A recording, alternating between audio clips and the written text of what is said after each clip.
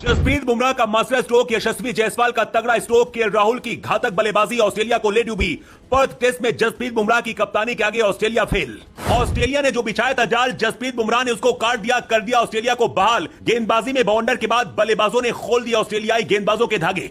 Australia के सिर पर लग गया सबसे बड़ा कलंक। जिस बात का डर सता रहा था वही हुआ। पहले टेस्ट में जीत के करीब पहुंच गई टीम इंडिया। भारत ने आखिर कैसे किया इतना बड़ा पलटवार? पर्थ के मैदान पर ऑस्ट्रेलिया ने भारत के लिए तेज गेंदबाजी वाली पिच तैयार की थी। उसे लगा था कि भारत के बल्लेबाज तो सरेंडर कर जाएंगे और ऑस्ट्रेलिया कमाल कर जाएगी, मगर जसप्रीत बुमराह की घातक गेंदबाजी ने ऑस्ट्रेलिया के गुरूर को चूर-चूर कर दिया। टीम इंडिया की तरफ से पहले जबरदस्त गेंदबाजी हुई और उसके बाद जब बारी बल्लेबाजी की आई तो दूसरी पारी में बल्लेबाजों ने भी क्या कमाल कर दिया। एक छोर से यशस्वी जायसवाल ने गेंद के धागे खोले तो दूसरे छोर से केएल राहुल ने तूफान खड़ा करते हुए जबरदस्त करिश्मा कर दिया। ओपनर रोहित शर्मा नहीं खेल रहे थे तो ऐसा लग रहा था कहीं टीम इंडिया लड़खड़ा न जाए, और पहली पारी में हुआ भी वही। यशस्वी जायसवाल का बल्ला बिना खाता खोली खामोश हो गया था, जबकि दूसरी तरफ केएल राहुल भी कमाल नहीं कर पाए थे।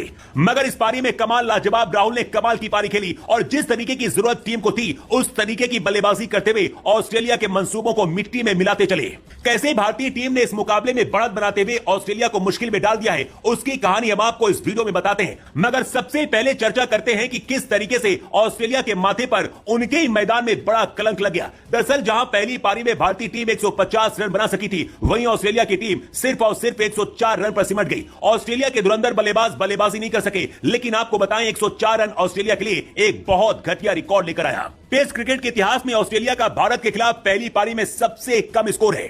इससे पहले 1947 में ऑस्ट्रेलिया को भारत ने पहली पारी में सिर्फ 107 रनों पर ढेर कर दिया था, लेकिन 2002 के बाद से ऐसा कभी नहीं हुआ था। पर जसप्रीत बुमराह की कप्तानी में ऑस्ट्रेलिया का गुरूर पूरी तरीके से चूर-चूर हो गया। नई बॉल से भारतीय गेंदबाजों ने बढ़िया गेंदबाजी की और ऑस्ट्रेलिया को सरेंडर करने पर मजबूर किया। जसप्रीत बुमराह ने 5 विकेट लिए, वहीं हर्षित राणा ने 3 विकेट लेकर ऑस्ट्रेलिया को नीचे धकेलने में अपनी अहम भूमिका निभाई। भारतीय टीम की शानदार गेंदबाजी ने ऑस्ट्रेलिया को घुटने टेकने पर मजबूर कर दिया, लेकिन यह तो सिर्फ शुरुआत थी। गेंदबाजी में तो धार देखने को मिली ही, दूसरी पारी में बल्लेबाजी में भी गजब की तकरार हो गई।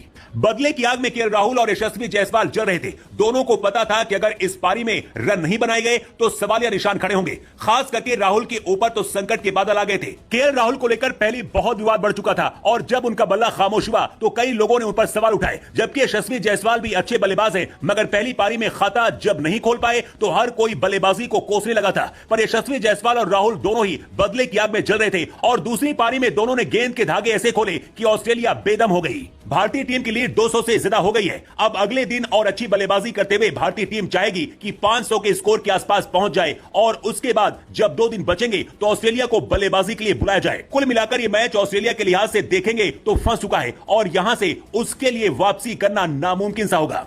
जसप्रीत बुमराह की कप्तानी को आप कितना नंबर देंगे? कमेंट करके जरूर बताएं।